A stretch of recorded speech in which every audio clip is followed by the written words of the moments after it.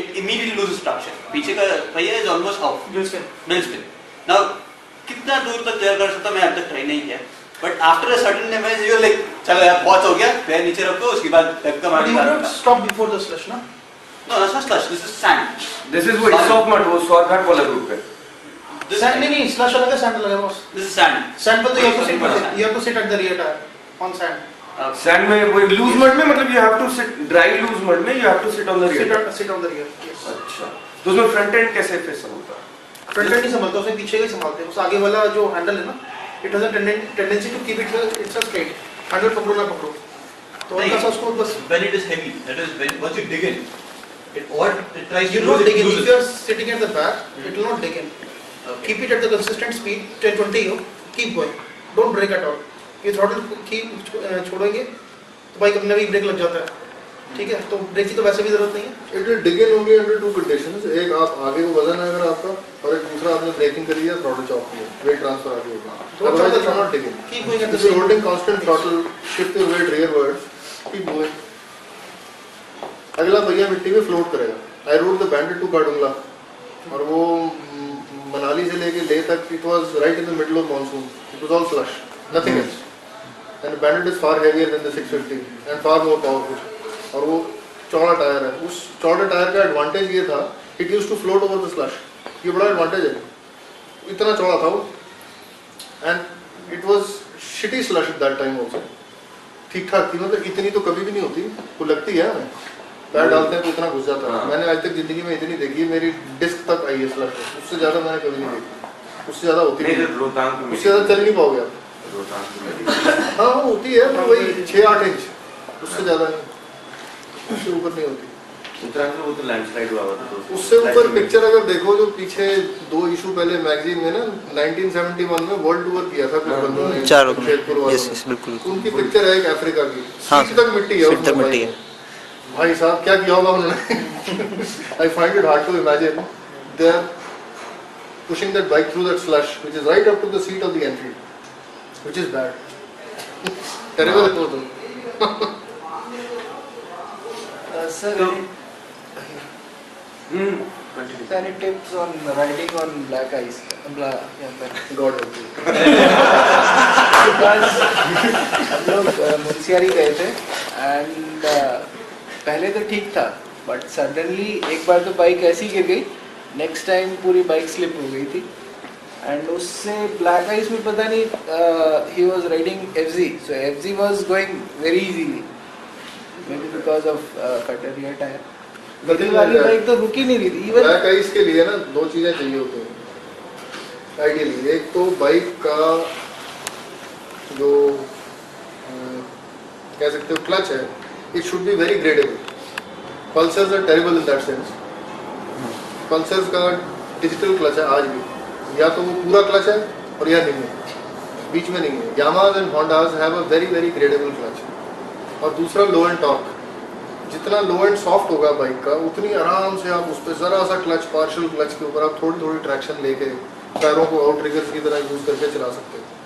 बाकी direction changes retardation is next to impossible any time on black ice. Hard ice मतलब. Sir, does the tire pressure also plays an important role? I don't think it makes any difference. Just doesn't make any difference. Because sir, lower tyre pressure will help you in snow. And sand. हाँ and sand of course but any amount of tire pressure or whatever will not help you in hard ice. Hard ice is basically zero friction environment. कुछ नहीं हो सकता उसका. तो ऐसी जगहों पे दोपहर में चलाना चाहिए ना ताकि उस टाइम पे हाँ मेल्ट हो गई हो. नॉर्मली शेडी एरिया जो पहाड़ का है नॉर्थ फेसिंग जो एरिया होते हैं वहाँ धूप नहीं पड़ती. yes sir, that was क्योंकि विंटर्स में हाँ विंटर्स में क्योंकि साउथ से ही सूरज चला जाता है पूरा ऊपर नहीं जाता. साउथवर्ड से उठेगा और ऐसे करके नीचे चला जाता है. तो नॉर्थ साइड पे धूप पड़ती नहीं सारा दिन में तो वहाँ मेल्ट नहीं होता कभी. शिमला वाले रूट पर जैसे कुफरी से फागू तक नॉर्थ फेसिंग है वो उस पर पिघलती नहीं बर्फ सारी सर्दी. अब जम गई होगी वहाँ और वो जमी रहेगी. ऐसे ही नारकंडा के बाद नीचे उतरते हैं किंगल के लिए तो उसमें 6 या 7 टर्न ऐसे हैं जो नॉर्थ फेसिंग है. उसका अंदाज़ा आने जाने में ना आप जैसे अच्छे मौसम में जाते हो फिर विंटर्स में प्लान करते हो जिन पोर्शन पर पेड़ों के ऊपर काई जमी हुई है मॉस है वो नॉर्थ फेसिंग है. धूप नहीं आती इतनी तो वो बेसिकली अंदर से याद रख लोगे इन एरियाज में फ्रीजिंग मिलेगी, चाहे बाकी जगह बर्फ भी ना हो, धूप निकली हुई हो, जो रात को कंडेंसेशन पेड़ों से ड्रिप करती है वही जम जाती है नीचे. You might be surprised bye. Bike में कैसे मैटर करेगा? क्या? ब्लैक आइस के ऊपर बाइक अगर हैवी हो, is it better? No way, no way. nothing helps. Actually, I got a bullet. I have seen a huge PWD truck loaded with 16 people at Napo. उसमें hairpin आता है, यहाँ से पानी आता है, तो वो 4 फुट आइस जमी हुई थी थिक, पूरा स्पिन कर गया था उसको, ऐसे जैसे टॉप स्पिन करता है. मेरे ख्याल में हाथ से घुमाऊं हाथ से घूम जाता. जीरो फ्रिक्शन है यार, कुछ नहीं कर सकते उसमें, वजन कुछ नहीं काम करता, सिर्फ पहियों में स्टड्स काम करते हैं. पर्पस बिल्ट टायर्स जो होते हैं उसके, only they work, nothing else works. बाकी तो बुलेट कैसा होगा? ड्राई पता नहीं, सब वैसे ही कष्ट में ही आती हैं. The heavier the worse. Comfort cycle अच्छी है, करेक्शन में प्रॉब्लम नहीं है. हाँ उतना ही कष्ट है. बिकॉज सर मेरी बाइक में ऐसा था कि टायर ग्रिप इन ले रहा था. What bike do you ride? I ride RTR 180. RTR 180. अच्छा, तो उसका टायर ग्रिप इन ले रहा था. इवन किसी का नहीं लेता यार, टायर नहीं लेते. If your bike drops it is hard to pick it up. But sir like if you pick it up, tyre पकड़ता ही नहीं है कहीं से भी, और आपके टायर भी नहीं पकड़ते. आप वहां जाते हो, बाइक बाइक जाती होती है, है. Tend to separate. जो मैंने वहाँ देखा, और जो हमारा गाइड था लाइक ट्रैकिंग के लिए, उसने बोला था कि जहाँ भी ब्लैक आइस मिलती है वहाँ पे कांस्टेंट स्पीड से राइड करो, डोंट ब्रेक, नथिंग लाइक जैसे डायरेक्शन. हाँ, डायरेक्शन चेंज मत करो, ब्रेकिंग मत करो, कुछ भी नहीं कर सकते. लाइक जैसे सर ने बोलते एक्सेलरेट करो, वैसे एरिया में जैसे ड्राई जाते हैं एक्सेलरेट करो और वहाँ पे छोड़ दो, अपने आप बाइक स्लाइड होकर निकल जाएगी. बट अगर ब्रेक लगा लिए, स्पीड कम कर दी, बिल्कुल धीरे रखो. 5-7, अगर बर्फ है तो 5-7-10 से ऊपर मत जाओ भैया, क्योंकि वो कोने तक बर्फ होती है, फिर वो साथ ही जाओगे उसके. और क्वेश्चन है या रिगार्डिंग द कर्व्स सर. अक्सर मेरे साथ एक दो बार हो चुका है कि यूजुअली मैं ज़्यादा स्पीड में कर्व में एंटर कर जाता हूँ, तो क्या होता है कि कर्व में मिड कॉर्नर में ऐसा लगता है कि आई गो आउट. उस सिचुएशन में कैसा करना चाहिए? आई फील समटाइम्स मैं लॉक हो गया, मैं ब्रेक करना था, I can't brake, I can't move my handle, I can't shift my body, kind of feel I am locked. उस सिचुएशन में कैसा करना चाहिए? नहीं यार, पहली चीज तो है कि always in turn you should be slow in and you can go fast out. तो एंट्री स्पीड तो हमेशा make a mistake on the side of being slower, don't make a mistake on the side of being faster. Because mid course जब आप lean किए हुए हो bike को, तो you are already fighting and losing battle with traction. उसमें से you take out a chunk for braking, you asking for trouble. If you shut the engine throttle, you're that is akin to light braking. तो वो भी वही chunk लेगा throttle, वो भी वही पार्ट ट्रैक्शन का ले लेगा. So enter slow. I give you an idea how to judge the turns. जो basically high performance drivers जो है rallies वगैरह यूज करते हैं, कार वाले खासकर. Exactly. When you are going down the road, road के दोनों एजेस होते हैं. पहाड़ों पे जैसे नॉर्मली हरियाली सी होती है, एक काला टारमैक है, इस तरफ ग्रीन इंटरसेक्शन है और इस तरफ ग्रीन इंटरसेक्शन है होराइजन के साथ. When this road turns, so these points move. When it is a very sharp turn, they are very close to each other visually. और जब ये टर्न खुलता जाता है तो these points start going wide apart. So just focus on those contact points between the tarmac and the grass. You see those points move, so you will know कि ये turn कितना शार्प है और कितना वैसे easy है. So you will be able to prejudge, which is how these guys drive. Recce तो करी होती है पहले से, और मार्किंग भी करी होती है, कौन सा टर्न कैसा है, कौन सा टर्न कैसा है. कार वार वालों के लिए तो साथ नेविगेटर होता ही है ना, बाइक वाले तो ऐसे ही चलते हैं. गाड़ी वाला तो बोलता रहता है, वो तो उन्होंने टर्न्स के लिए ग्रेडिंग करी होती है. 3rd रेड टर्न है, 4th है, 2nd है, 1st है, गियर भी डिसाइड किए होते हैं, एंट्री स्पीड भी डिसाइड की होती है. नेविगेटर बताता जाता है कि अब ये वाला टर्न आ रहा है, ये वाला टर्न आ रहा है, तो कार वाला पहले सेटअप कर लेता है उस टर्न के लिए. तो वो बेसिकली शिफ्टिंग पॉइंट से पता लग जाएगा कि ये टर्न बहुत ज़्यादा सीवियर है. एंट्री के लिए धीरे रखोगे बहुत आसान रहेगा, एपेक्स कंट्रोल कर लोगे बड़े आराम से. और जैसे बाइक अपराइट होनी शुरू होती है, जैसे टर्न खुलता हुआ दिखता है, टर्न खुलता है थ्रॉटल खोल दो, कोई कष्ट नहीं, बाइक अपने आप सीधी हो जाएगी. You will exit the turn naturally and on your safe side. Second, normally हमारे साथ कष्ट क्या है कि we don't actually explore the limits of the bike and we don't realise that the bike has far more ability to lean and take that turn than we normally use it. यहाँ बात करते हैं सब soft compound tyres और bike में इसकी handling में ये फ्लॉ है, उसकी हैंडलिंग में वो flaw. I doubt even if I can utilise even a Pulsar 220 to its limit, I can not. उसको किसी एक्सपर्ट के हाथ में दे दो, वो जब आपके सामने राइड करेगा तो it will be a revelation to you कि ऐसे चल सकती है. तो वो एट टाइम्स क्या है कि जब आपको टर्न में आप एंटर कर गए and you suddenly realise you cooked it up, तेज आ गए हो ज़्यादा. Now the only way you have basically two options to avoid going wide on that turn. One is to brake, which is not actually an option. कष्ट वाला काम है, risky. The other is to further tighten the turn. Further tightening the turn is what you can actually do, and which is what your brain stops you from doing. कि बेटा गिरेगा, you'll slide.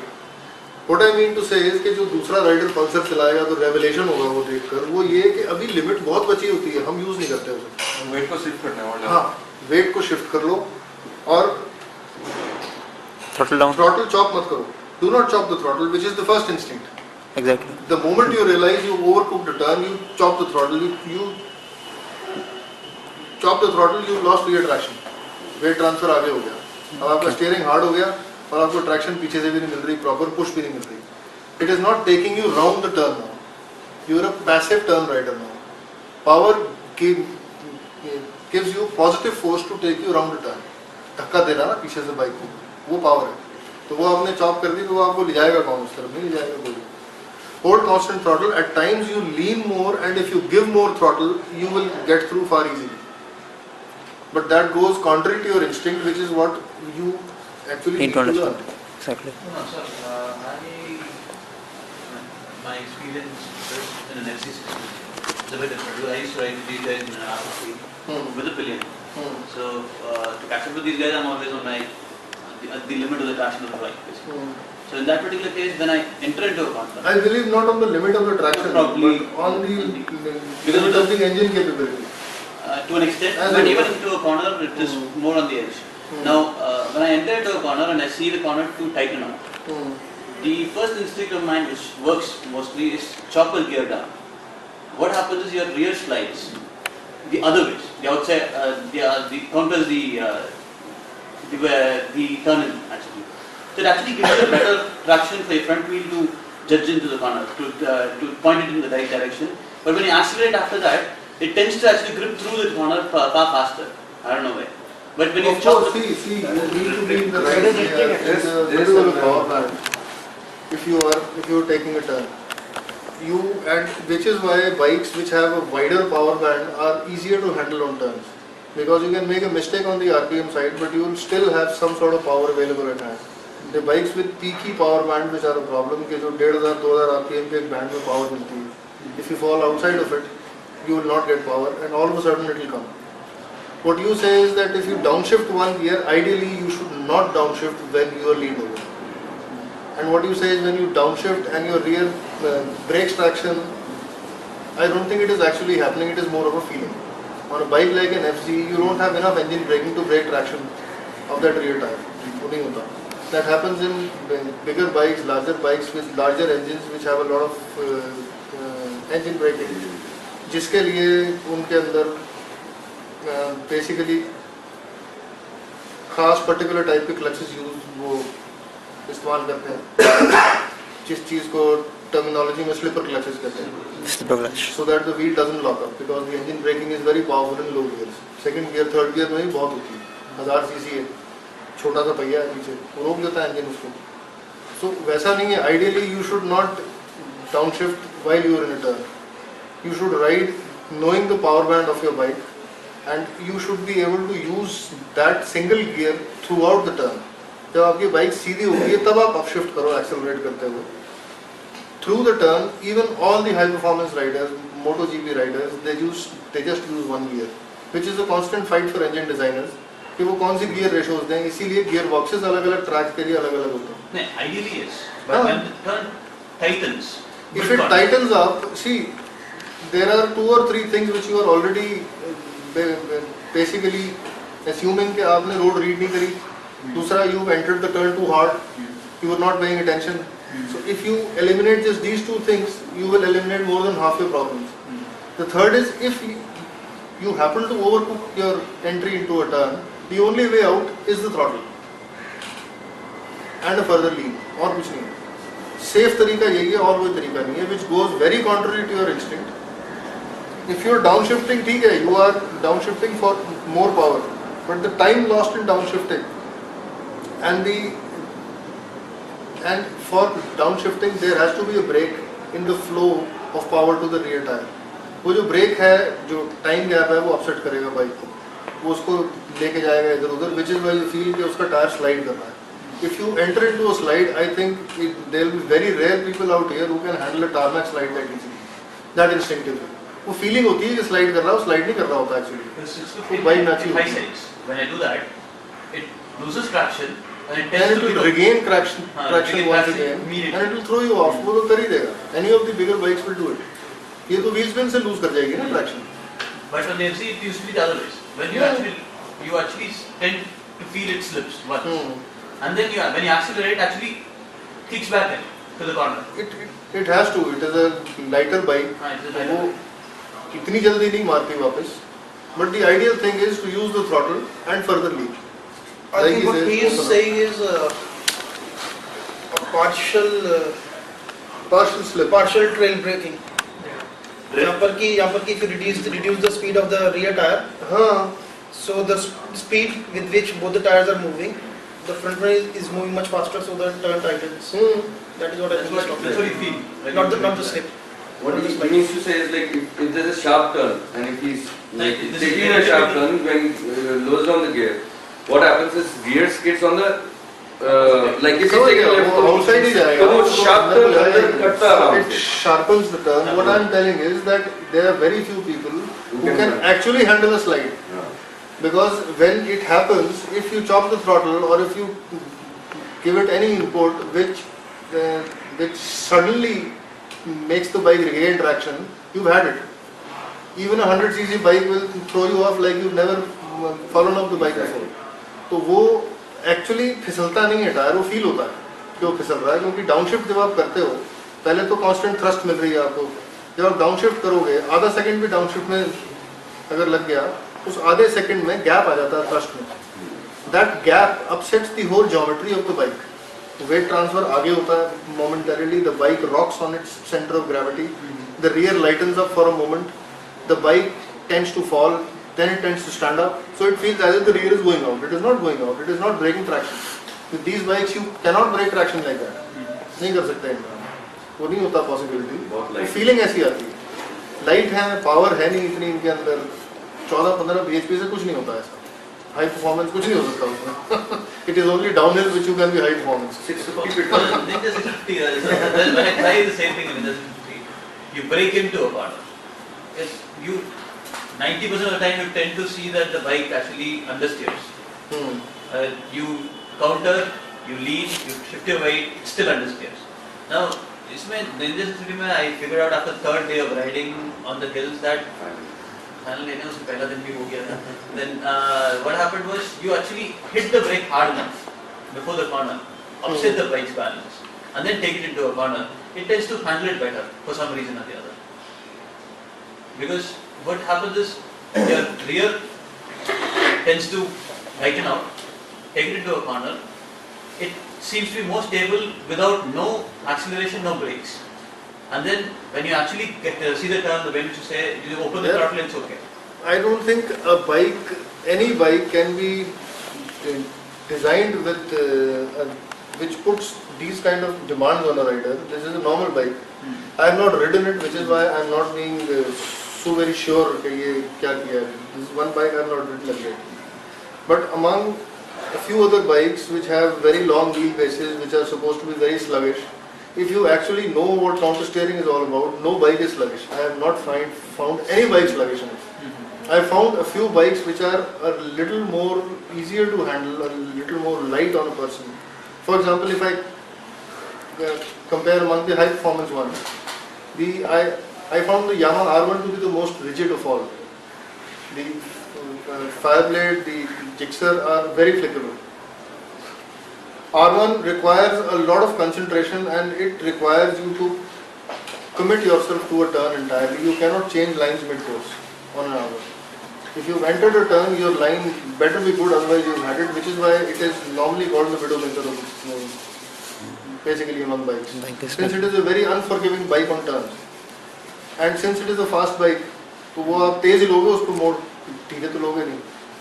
Among these large ones, the Hayabusa was a revelation for me. It is so light on the turns, it is so easy to ride in the hills that I really totally freaked out on it. Kalka Shimla highway, in the wet, I was doing about 70 plus. Without a problem on the Busa. I was feeling so bloody secure on it. It is such a docile bike. Such a docile bike. बहुत बढ़िया है. So, see, just focus on counter steering. Counter steering is one way in which you can control any bike. अगर वो नहीं time पर कर रहा है, प्रॉपर कर रहा है, तो बाइक रिजिड लगेगी, बाइक अंडर स्टीयर करती लगेगी, बाइक लगेगा, it tends to stand up. Ride a Bandit and you will realize. और दूसरा, take care of the tire pressure in the front tire of all these bikes. The front tire has a wide contact patch. Handle bar leverage उतनी है जितनी normal bikes में होती है. 2 pound भी कम हो जाता है. ये बाइक ऐसे हो जाती है जैसे प्रेग्नेंट याक होता है. They don't tend to turn. They hate to change directions. Even with 2 pounds of air less. They are such a terrible turner in that condition. वो मुड़ेगी नहीं, ऐसा लग रहा है पता नहीं क्या होता है उसको. 2-2.5 पाउंड से फर्क पड़ जाता है. So make a mistake on the positive side as far as tire pressure up front is concerned. 2 pound ज़्यादा कर लोगे कोई आफत नहीं आएगी. You're not a high performance rider in many cases. तो उसमें जो थोड़ा बहुत ट्रैक्शन लॉस होगा, you're not going right to the edge of the envelope. So in that case, but if you counter steer, they are very light bikes. The Bandit can flick faster than an RTR if you counter steer it. Even a Harley 883 Iron, it is very flickable. वो लंबा wheel base है उसका, बड़ी मजेदार है वो. 60-70 तक, 80 तक तो बड़े बिल्कुल मस्ती में फ्लिक होती है. 100 से ऊपर करोगे frame, that entire frame it twists थोड़ा सा, तो वो फिर उसका अपना दिमाग हो जाता है. That has a basic problem with this frame one. I was amazed. उसका 1 इंच rear suspension का stroke है, 1 inch, barely. इतना सा खड्डा भी महसूस होता है यार. I don't know how these guys ride it.